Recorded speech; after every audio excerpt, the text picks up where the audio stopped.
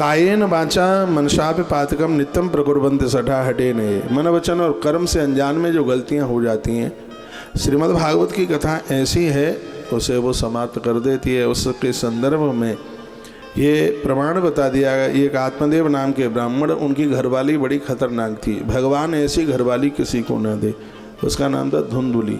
झगड़े में ही उसको बड़ा आनंद आता है। खिड़की खोल खोल करके बगल में देखती है मुकदमा चालू हुआ है कि नहीं, मारा फोरी हो रही है कि नहीं। बहुतों की आदत होती है अपने घर में अच्छा लगता नहीं, और बहुएं आ जाए फिर तो घर में अच्छा ही नहीं लगता।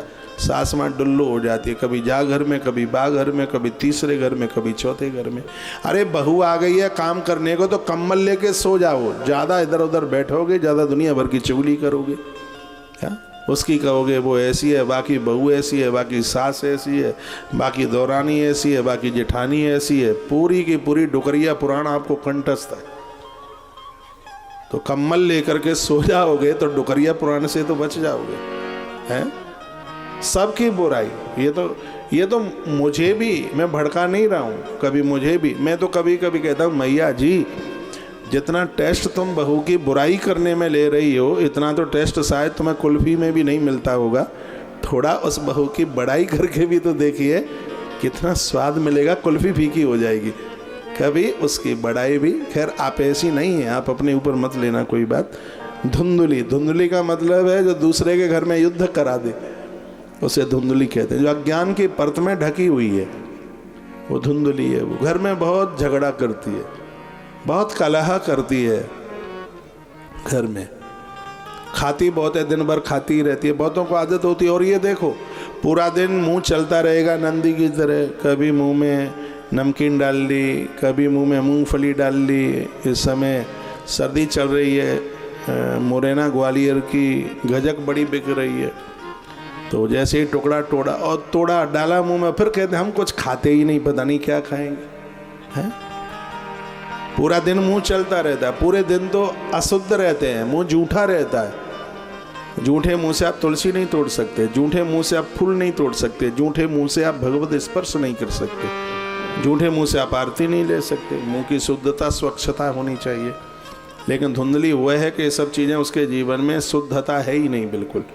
सब झगड़ा करती है, कलह करती है, और थपारी लेकर के, मोंगरी लेकर घरवाले की ढंग से उसकी खबर लेती है। और उस आदमी को भी बड़ी आदत पड़ गई है ठुकने और पिटने की। बहुत लोगों को आदत पड़ जाती है, घरवाली की डांट भी उन्हें स्तुति जैसी लगती है, और मम्मी कुछ कह दे तो घर छोड़कर भागने की बोलता है। माँ की बात इतनी उसे बुरी लगती है, और लेकिन घरवाली की बातें तो उसे ऐसा लगता है जैसे आरती उतार रही हो, आरती जैसी लगती है। और मम्मी कुछ कह दे तो फिर देखो महाराज ब्लड प्रेशर 149 जाता है सीधे। माँ कुछ कह दे, पापा कुछ कह दे, लेकिन ये धुंधली एक दिन तो उसने ऐसा आक्रमण कर दिया इसके ऊपर, इतनी ठुकाई पिटाई आत्मदेव की करी। ये सब कथाएं याद करने के लायक नहीं है, ये भूलने के लायक हैं जो ये मैं बोल रहा हूँ।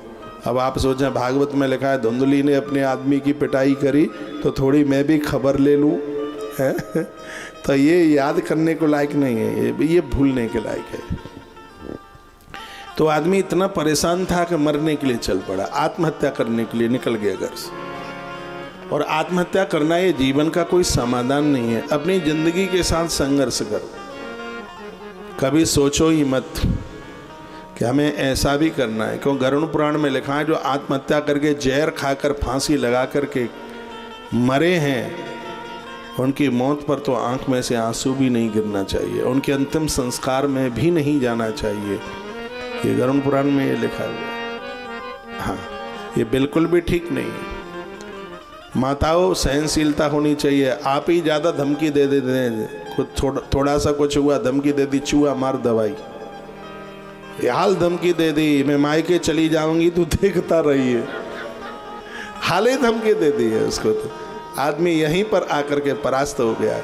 एक आदमी कहता है मैं बड़ा ताकतवर हूँ, एक ही जगह हार गया हूँ, कहाँ घर वाली से, मरने की धमकी देती है। और जिस दिन अंदर से किवाड़ बंद कर ले तब तो मुझे लगता है कि मर ही गई बिल्कुल, एकदम बिल्कुल।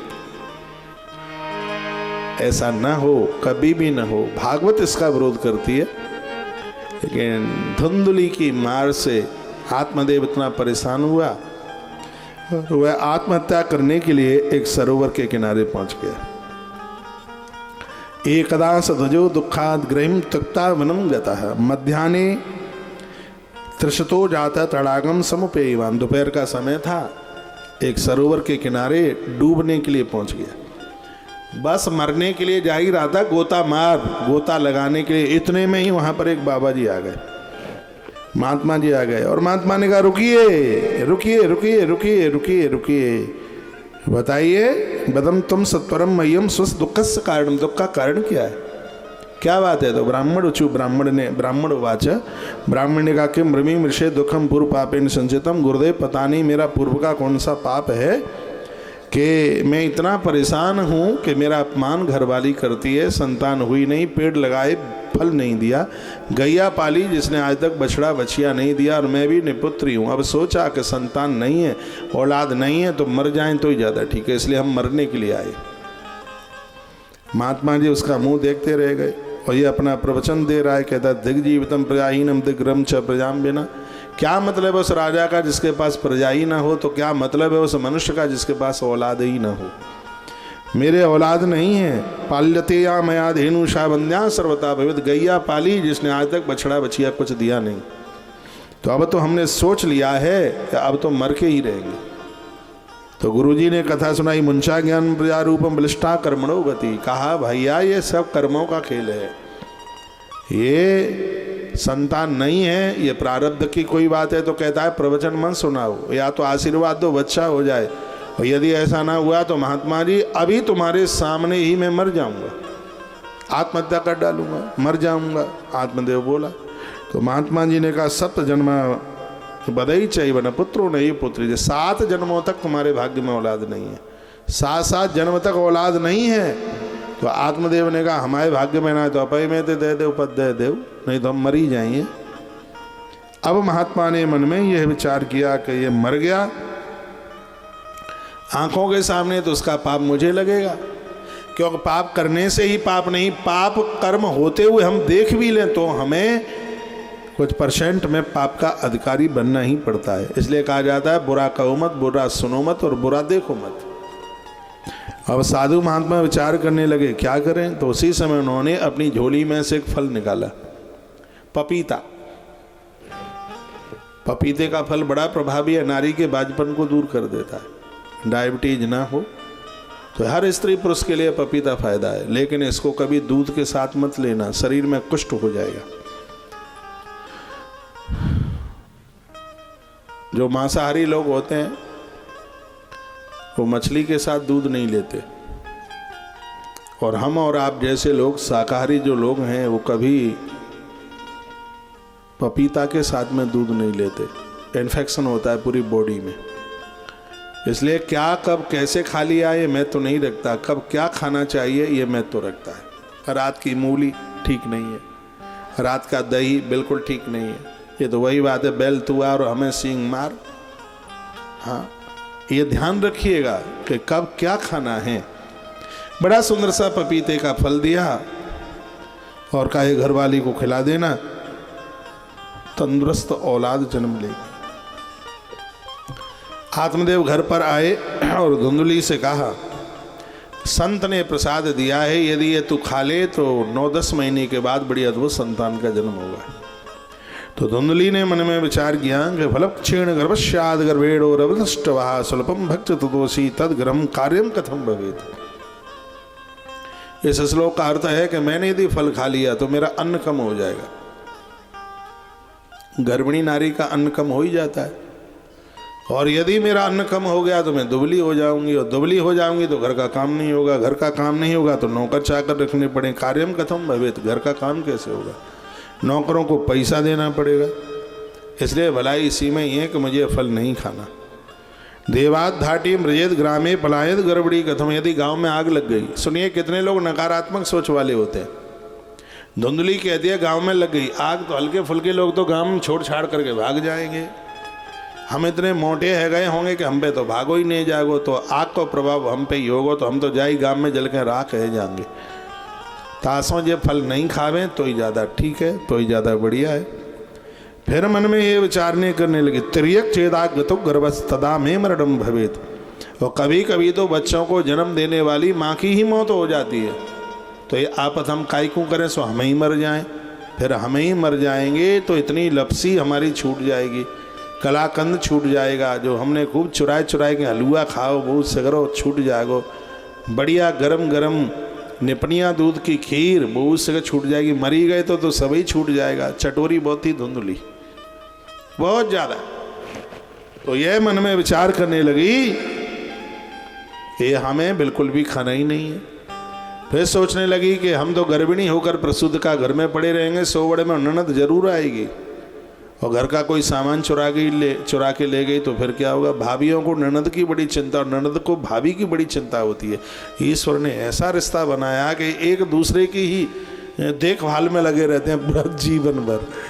तो सोचती है यदि ननद आ गई और कुछ लेकर के चली गई तो फिर तो ये बड़ी दिक्कत हो जाएगी। तो सोचने लगी लालने पालने दुखम प्रसूतायांश बरतते। सोचने लगी बच्चे को जन्म दूंगी, बड़ा कष्ट होगा, तो इससे तो बंध्यावा विधवा नारी सुखनी चेत में मती, इससे भले ही मैं बांझ रह जाऊं, मैं फल नहीं खाऊंगी, ऐसा इसने निश्चय कर लिया। एकदा भगनी तस्या तदग्रहे स्वेच्छा आगता तदग्रे कथितम सर्वम चिंतित महती में। पुरुष लोग भी ध्यान देंगे। एकदा भगनी तस्या तदग्रहे स्वेच्छा आगता। एक दिन गांव में इसकी बहन थी, वह इसके घर आई, ये कुछ खिन्न सा मुंह लेकर के बैठी हुई थी। तो उसने पूछा बात क्या है। तो उसने कहा पति ने फल दिया है और मेरा मन नहीं है इसको खाने के लिए। उसने कहा कोई बात नहीं है, 3 महीना पहले हमारे बच्चा हुआ है, हम तुम्हें दे देंगे, तुम हमें पैसा दे देना। वो सामने गैया बंधी है, फल गाय को खिला दो तो बाबा जी के आशीर्वाद की परीक्षा भी हो जाएगी, क्या इस फल से संतान हो जाएगी। और उसको ये बात बड़ी अच्छी लगी तो फल एक गाय को खिला दिया गया और समय आने पर गैया मैया ने एक बच्चे को जन्म दे दिया।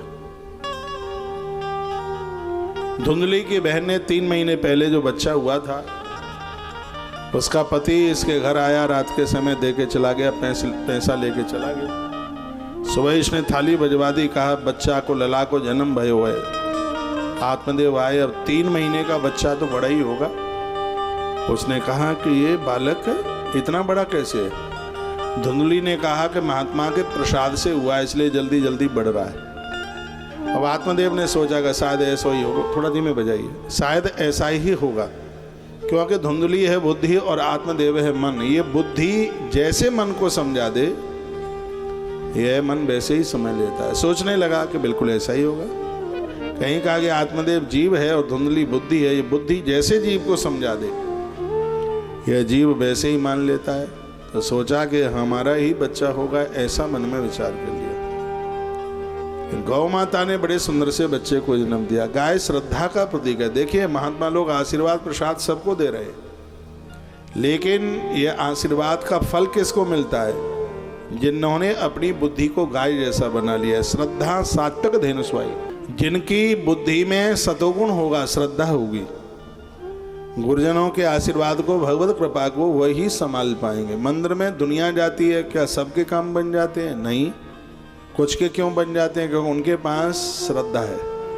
श्रद्धा भी 3 तरह की होती है, रजोगुणी, सतोगुणी और तमोगुणी। ये 3 तरह की श्रद्धा है। जिसमें मंगतापन है उसको राजसी श्रद्धा कहते हैं, जिसमें लड़ाई झगड़े हैं उसको तामसी श्रद्धा कहते हैं। बहुत लोग तो मंदिर में भी जाके लड़ लेते हैं, क्योंकि उनको आदत में आ गया, उनको लड़ने के लिए कोई ना कोई तो चाहिए। बहुत लोग तो वृंदावन आते, रिक्शे वालों से लड़ जाते, धर्मशाला वाले से लड़ जाते हैं, कभी कभी तो मुझसे भी लड़ लेते हैं आके। मैंने कहा जी काय क्यों लड़ रही है? अगर रात को 1:30 बजे आए थे, तुम्हारे कर्मचारी ने किवाड़ नहीं खोले इसलिए लड़ रहे हैं। हाँ, जो बहनें अपनी सास को खूब लड़ लेती हैं तो इतनी आदत में आ जाती है बात, वो भाभी को भी लड़ लेती हैं जाके, वो अपनी माँ को भी लड़ लेती हैं जा करके पियर में। तो ये आदत बिल्कुल भी मन डाली है, ये आदत बिल्कुल ठीक नहीं है। बहुत लोग मंदिर में भी लड़ लेते हैं, पुजारी जी से लड़ाई हो जाती है, पुजारी जी से लड़ लेते हैं। ये श्रद्धा तो है, श्रद्धा ना होती तो हम मंदिर में जाते ही क्यों? श्रद्धा तो आपको मंदिर में लेकर के पहुंच गई, लेकिन विचार नहीं बदले ना, वो तमोगुणी श्रद्धा है जो कल्याण नहीं करती है। रजोगुणी श्रद्धा है वो वस्तु तो मिल जाएगी, कल्याण नहीं होगा। लेकिन जो सतोगुणी श्रद्धा है, जिसको सात्विक श्रद्धा धेन सुहाई, वो तो गैया की तरह है। सतोगुणी श्रद्धा जो हमारे यहलोक और परलोक दोनों को संभाल देती है। इसलिए हम सात्विक श्रद्धा के साथ ही जीवन का निर्वहन करें, मंदिर जाएं कल्याण के लिए, उसमें सांसारिक वस्तुओं की मांग बिल्कुल भी ना हो।